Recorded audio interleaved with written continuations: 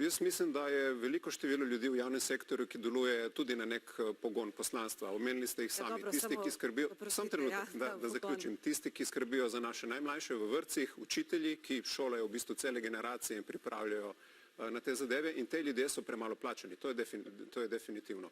Problem, ki ga imamo s trenutnim plačnim sistemom, tako kot je sestavljen, da je 1/3 razredov pod minimalno plačo.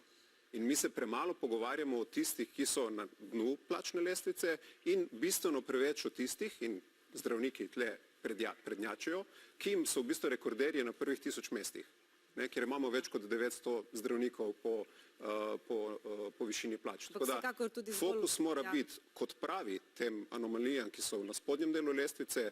Kot veste, mi zagovarjamo, da bi morala biti minimalna plača tudi osnovna plača. S tem se tudi prisili, da se celotna dekompresija zgodi navzgor.